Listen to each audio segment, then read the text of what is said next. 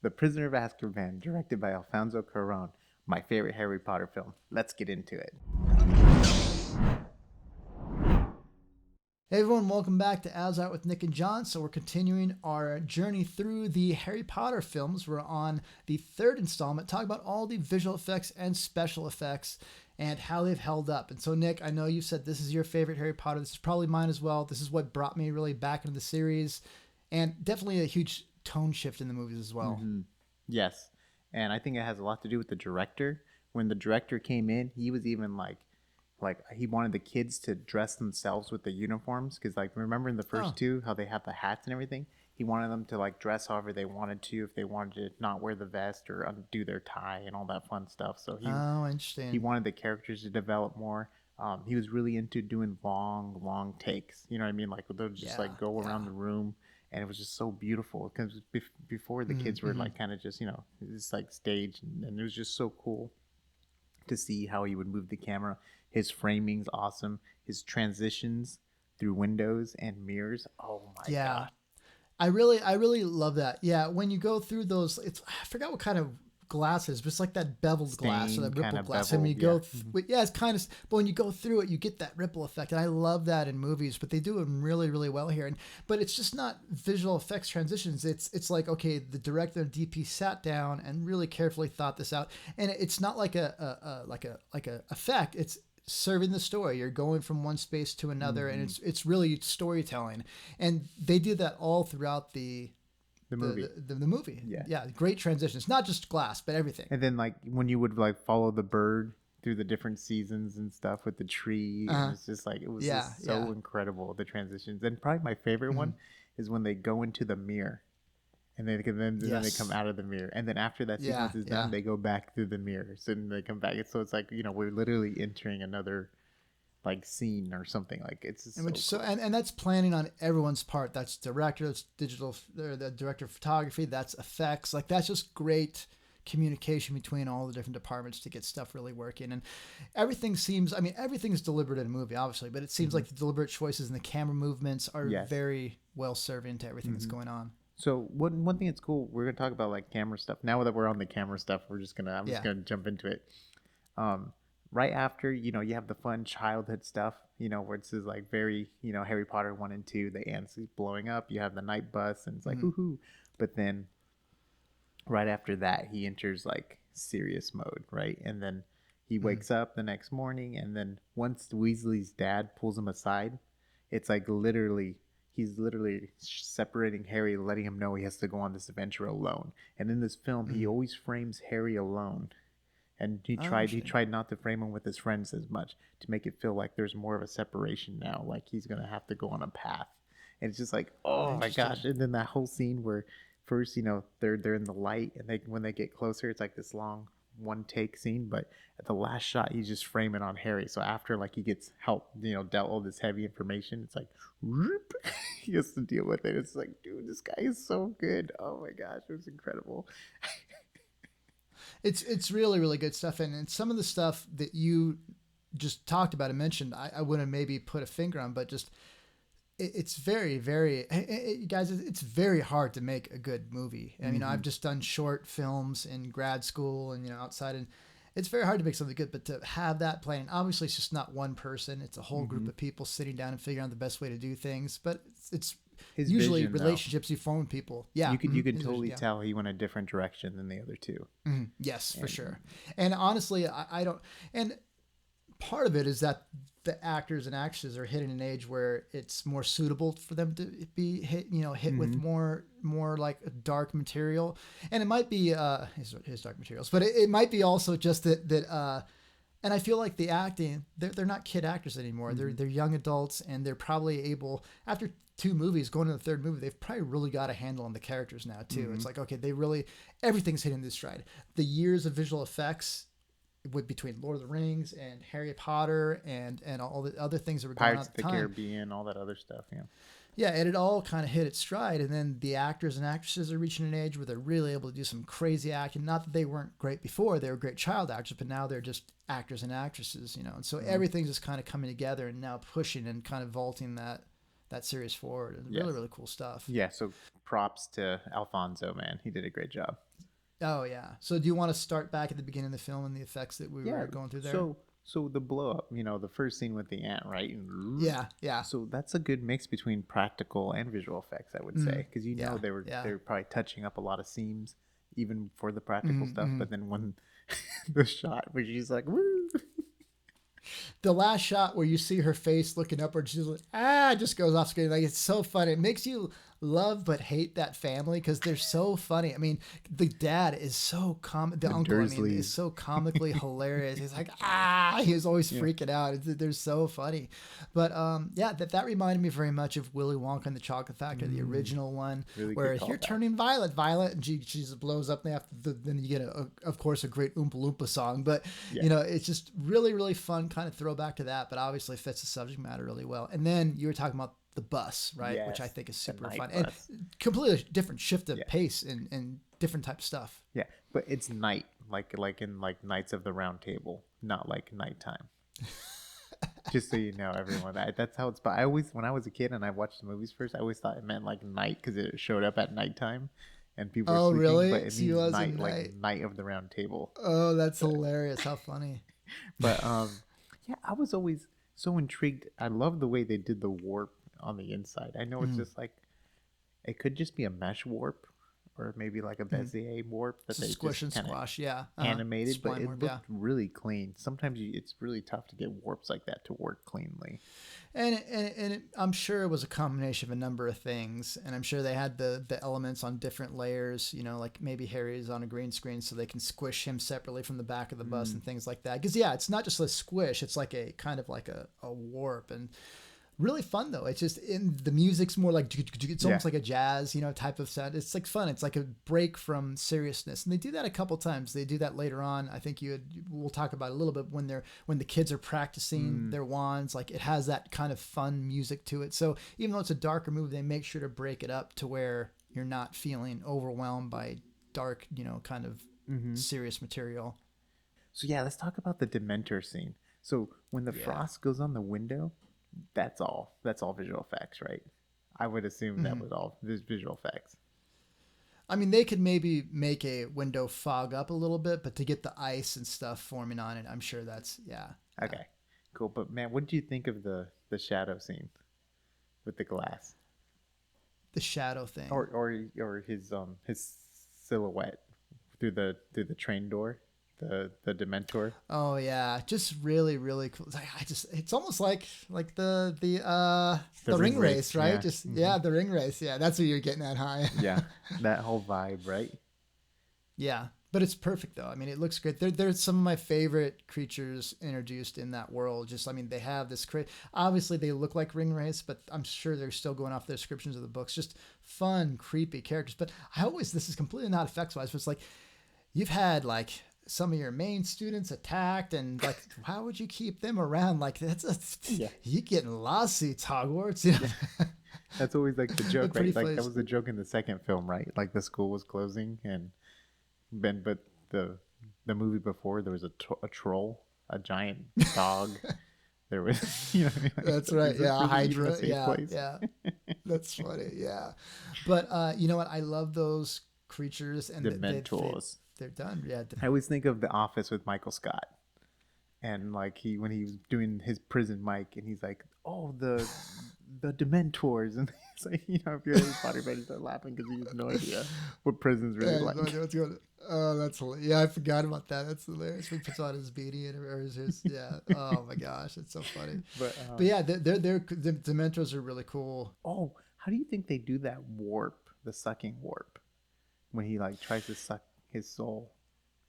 You know what? That's something that story-wise I have questions about, and then also that's not one of my favorite effects. It looks pretty cool. I mean, you see that effect in a number of movies when they're trying to like take an essence or a soul or whatever. I think in Doctor Sleep they had something similar happen as well, but I think it was just mist or steam or whatever they called it in there. But you know what? I'm imagining they're taking the image and grabbing it, like rotoing it, or either isolating it with the green screen, and then they're kind of doing a warp on it, like a distortion on it there.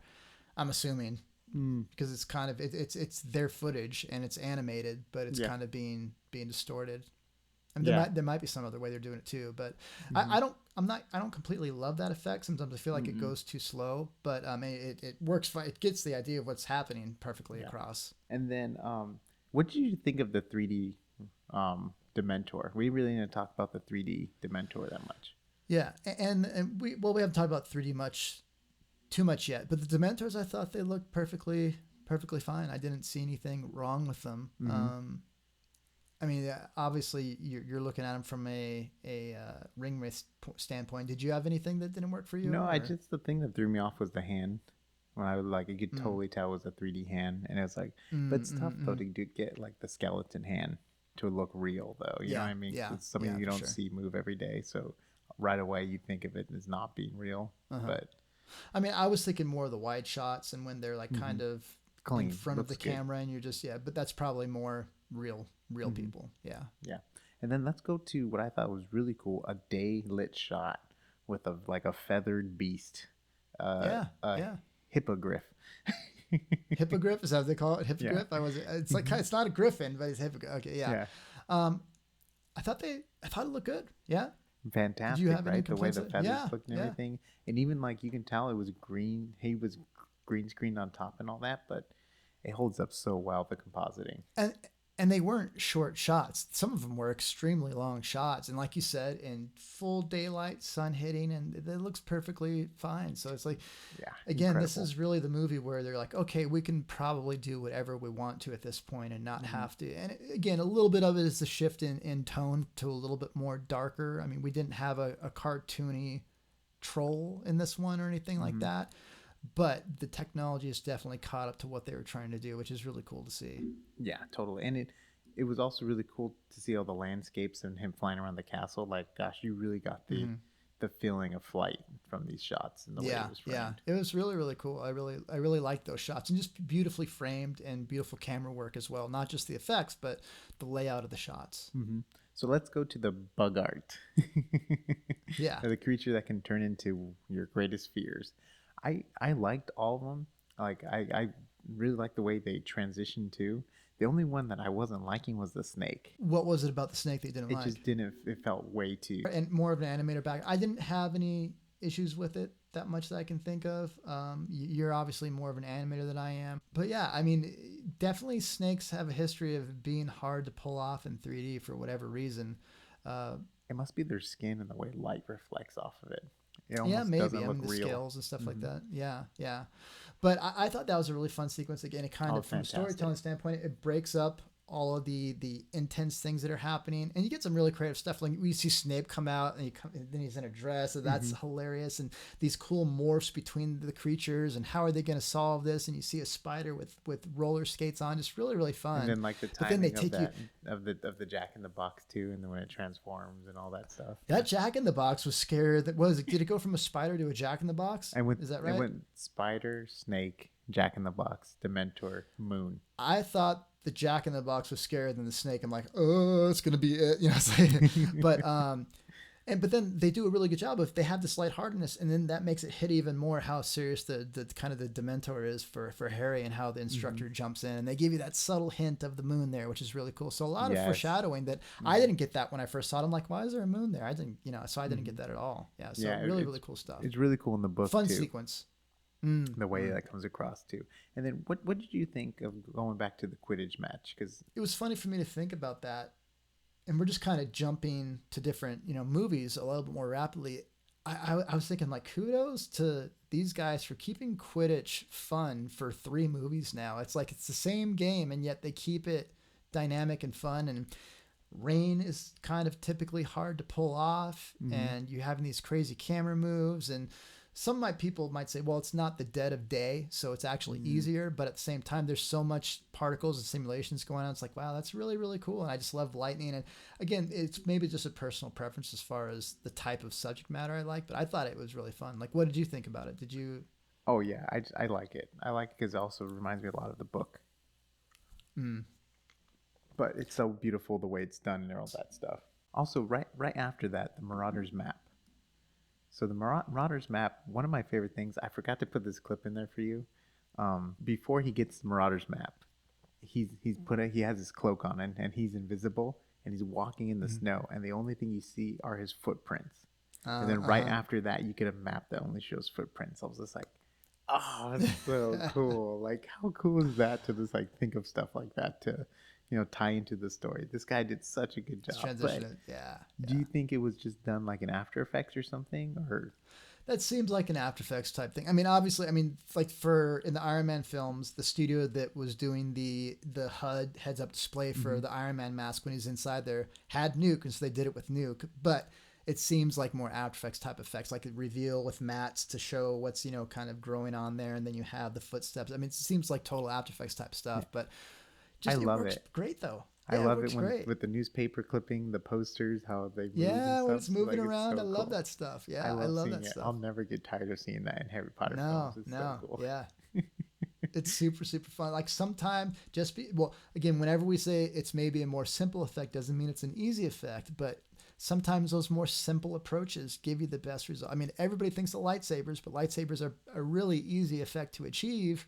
Again, it takes time, but really easy effect to achieve, but it holds up so well. It's just how it serves the story. It's so fun. Cool. Yeah. It's so cool. But I love that map. That map is so fun. Yeah. Yeah. And then let's get into the beasts. So we have a shaggy dog and a werewolf. But what do you think? What do you think of the shaggy dog? Did it feel? You mean the professor? Yeah. No, we're talking about Sirius Black. Yeah, Gary Oldman. Yeah. I think it looks fine. Like it doesn't look super CG-ish. I don't think there's any shots of it where it's not CG either. Is that correct? Do you think they're all CG shots, or do they have practical in there as well? I think they're all 3D for the dog. And they all hold up really well too. Yeah, and I think it works too because they made him so dark. Like where you basically it's just like a silhouette. And you just see his eyes which I like. Yeah. Because for the longest time, you think he's this bad character, and you just see this really dark. I mean, almost at the beginning, like at the very beginning of the movie, when you see Harry, right before the bus arrives, you see this dark silhouette of a dog. It's almost like a demon dog, and then later on, you find out, oh, he's completely different. But really presented really, really cool. But dark or not, you would be able to tell if it was off. So they did a really good job on it. And then the werewolf, how about that? How did you think the werewolf looked? Well, first off, I love like old wolf man, but then American werewolf in London, American werewolf in Paris, or whatever it is, where you get these transformations. I always love those, and I think that was a really cool, well done one in this movie as well. They did a fantastic job. Yeah, film. It's always so cool to see. And I like how they leave like his hair, like the way the hair is parted on top of the werewolf. This is fun little touches, huh? Now, once he was full werewolf, did you like the CG completely? Did any of it bother you? So no, what I think if anything, what bothered me was maybe the design of how lengthy his arms and legs were. Like, you know what I mean? It felt his legs just felt a little too long and stretched. I feel like. But that being said, that's a design choice, right? Yeah. That's it. The animation was fine, but it did look a little bit weird to me. Like, I mean, you know what a dog, like a crazy dog's gonna look like, but when you're creating a werewolf, so everything in this film was a huge step up from the previous film as far as effects and CG and things. And that's not to say those weren't good, but man, they really nailed pretty much everything here. But I think what really helps too, though, is the color grading. And the overall scenes and framings, and I feel like they really crushed the blacks when they in this movie were especially in those scenes. Especially in those scenes. So but I mean, the color palette is starting to remind me more of like a Mordor fantastical, whereas in the first couple films it's a lot more daylight, a lot more just happy, less. So that maybe helps a little bit, but still, if the effects didn't work, you would be able to tell for sure. But the shift in tone was so crazy, and so really, really fun stuff. So works great. Yeah, let us know what you guys think. Let us know if we missed any other big visual effects shots in this movie. We're really excited to get to the next one because they got dragons, they got a lot of stuff. They got the mermaids. When they go underwater, it gets really heavy with 3D, and we see more magical stuff with the wand happening too.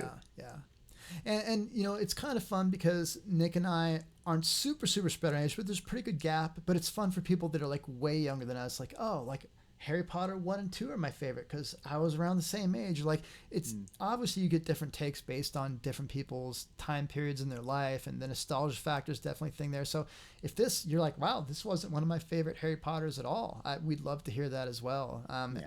From here on out, I just love the material that we get, but I think this might be my favorite. I've only seen the Deathly Hallows maybe once or twice each, which are good. They're good. Yeah. Like I feel like the films overall get like really, they're all good. But I really like just the director's choice and call on things. Yeah, On this one. yeah. I just really This still has a fun mix of childish, but not childish, but more innocent and some lighthearted and dark. Whereas the later ones just get dark, just dark. So this is really fun. And I think this is the only Harry Potter story without Voldemort involved. Oh, that's interesting. Which is really interesting because you feel like he's like kind of the main thing this is all balancing on, but you didn't need him in here. And it's just, and this is completely aside from visual effects, special effects. But I'm a huge we've been talking about Westworld. If you guys want to check out Westworld stuff, check out Westworld. But of all my favorite actors, Ed Harris, Anthony Hopkins, they're both in Westworld. But Gary Oldman is one of my all-time favorites as well, and he can play a great protagonist, and he also plays an amazing antagonist. And so it's great because he goes through both of these. He shifts from you think he's an antagonist, which he can play wonderfully, to he's a good. And it's not one of my favorite roles for Gary Oldman, but they picked a perfect dynamic actor to do that, and it's so fun. So really cool stuff. There was one more shot I forgot about. Yeah, sure. It was the one where like they stood still in time and everything else moved fast around them. Yeah. So go ahead and intro that shot and let's talk about that. So there's a scene where they're doing the time turner to go back in time, and they're in a room and like they're still normal speed, and then everyone else around them's like, that was just such a beautiful shot, and it was complicated too because the camera moves right afterwards. Yeah. So it was just like they had maybe that's what like they use the same thing in Star Wars. Like a motion control thing, and they did it. Yeah. So I was going to ask you how you thought they did it, and I did it. It was a subtle camera move, or was it a pretty heavy camera move? I can't remember. Well, it pulls back slowly, it tracks, and then it goes around. Well, no, you can tell it's like force move. You can tell it's like. So it's physically moved. Yeah. Okay. It's not physically, and then, but I guess once it stops, it moves. But it was done really smoothly. Yeah, so if it was a static shot, or they just did like a post zoom, just zoomed in on the image, then that could have been something where they just did green screen and they put the people back in front and do it in passes. But if they're actually moving the camera right and have this time lapse, it goes around. Yeah, it has to be a motion control shot then, which is awesome. Static shots are great. Unless you have a reason to move a camera, you don't always need to move it, but man, it makes your shots so much more dramatic and complex when you actually do move the camera. So those are cool shots, and when you see the and they're just like perfectly so, it's just fun stuff. It's just great stuff. Yeah, it's awesome. So we post three times a week. Subscribe so you can get all the Harry Potter content. We did deepfakes, Adam Driver's Professor Snape, Meryl Streep as Dolores Umbridge, Stephen Fry. We've got quite a collection at this point. Yeah. I mean, you name it, we probably did it. We're also fixing up a Harry Potter shot from the first film. We're super excited with the Dark Lord himself. Oh.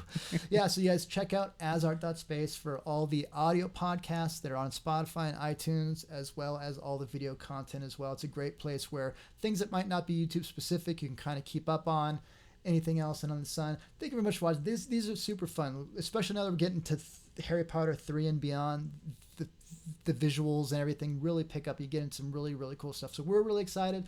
Let us know what you're looking forward to as well. It's always fun, you guys. We're getting to see the interaction, the comments, and the community that we're slowly building, and we're getting to see the subscribers. So we enjoy having all you guys. So thank you very much for watching.